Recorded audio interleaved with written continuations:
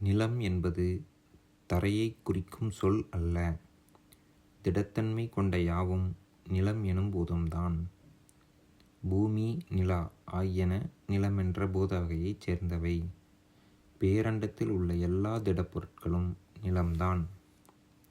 நீரெனும் பூதத்தில் உள்ள நுண்பொருட்கள் தனித்தன்மை கொண்டவை என்றாலும் அவற்றின் நிலைத்தன்மை மிக குறைவு.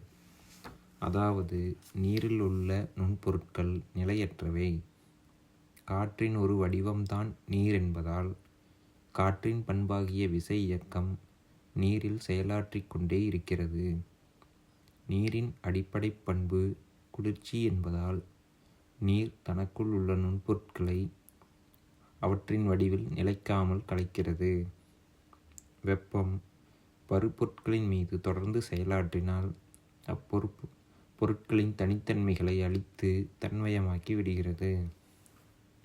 வெப்பத்தின் உள்ளிருக்கும் சிவத்தின் செயல் இது. நீர் பருப்பொருட்களின் மீது தொடர்ந்து செயலாற்றினால் அப்பொருட்களின் தனித்தன்மைகளை அழிப்பதில்லை. மாறாக அப்பொருட்களின் தனித்தன்மைகளை மாற்றத்திற்கு உள்ளாக்கி விடுகிறது. நீர் தொடர்ந்து செயலாற்றும் போது பருப்பொருட்கள் அழிவதில்லை. அவற்றின் வகைமையும் தோற்றமும் மாறிக்கொண்டே இருக்கும்.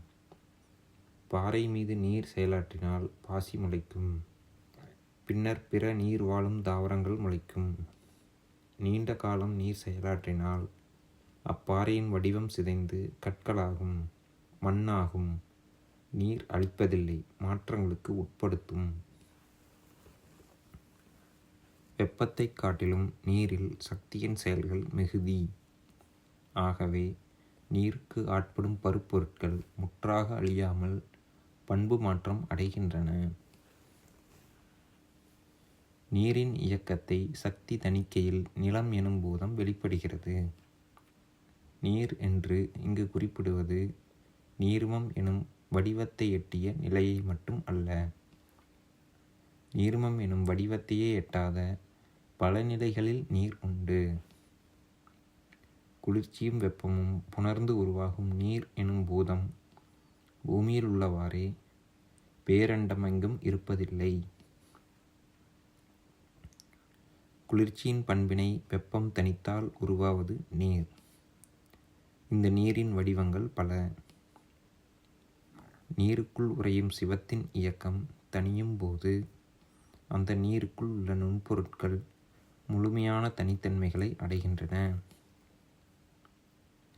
நீர் என்பது காற்று, வெப்பம் ஆகிய பூதங்களின் சேர்க்கைதான். மூலமாகிய உணர்வின் இயக்கம் தனிய தனிய ஒவ்வொரு பூதமாக வெளிப்படுகின்றது. முதல் பூதமாகிய ஆகாயம் அசைவியக்கத்தின் வெளிப்பாடு. அசைவியக்கத்தில்தான் நுண்பொருட்கள் சக்தியால் அசைக்கப்படுகின்றன. இந்த நுண்பொருட்கள் ஆகாயமாக விரிகின்றன. பருப்பொருள் இயக்கத்தில் ஆகாயத்தின் நுண்பொருட்கள் தம் இயக்கம் குறைந்து நிலைத்தன்மை அடைகின்றன. காற்று, வெப்பம், நீர் ஆகிய பூதங்களாக மாறிய பின்னர் ஆகாய நுண்பொருட்கள் நிலைத்தன்மை அடைந்து நிலம் எனும் பருப்பொருள் ஆகிறது. பேரண்டத்தில் உள்ள பருப்பொருட்கள் ஆகாயத்தின் நுண்பொருட்களால் ஆனவை. அப்பொருட்களில் காற்று, குளிர்ச்சி, வெப்பம் ஆகியன உண்டு. பருப்பொருள் எனும் நிலையை எட்டும் முன் அவை வெப்பமாகி நீரால் தணிக்கப்பட்டிருக்கும். எல்லா வடிவங்களுக்கும் காற்றுதான் அடிப்படை. எல்லா பருப்பொருட்களும் காற்றின் வெவ்வேறு வெளிப்பாடுகளே. வெப்பம், நீர் ஆகியன காற்றின் வடிவங்களே. ஆகாயம் அசைவியக்க வெளிப்பாடு. அதிலிருந்து அணுக்கள் அல்லது நுண்பொருட்கள் தனித்துவத்துடன் தோன்றுகின்றன. இதற்கு முந்தைய நிலை இயக்கத்தில் அணுக்களுக்கு தனித்தன்மை இல்லை. காற்று விசை இயக்க வெளிப்பாடு. இதிலிருந்து குளிர்ச்சி, வெப்பம் ஆகிய இரு பண்புகள் தனித்தன்மைகளாக வெளிப்படுகின்றன. ஆயினும் விசை இயக்கத்தில் குளிர்ச்சி, வெப்பம் ஆகியன கலந்தே உள்ளன. வெப்பம் பருப்பொருள் இயக்கத்தின் ஆதி. இதில் வெப்பம் தனித்தன்மை அடைகிறது. ஆயினும் இதன் உள்ளே குளிர்ச்சி மறைந்துள்ளது.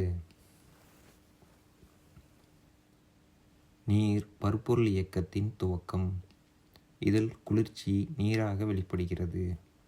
அதாவது குளிர்ச்சியும் வெப்பமும் புணர்ந்த நிலையில் நீர் எனும் வடிவம் வெளிப்படுகிறது. ஆகாயத்தின் நுண்பொருட்கள் இயக்கம் குறைந்த நிலையில் பருப்பொருட்கள் ஆகின்றன.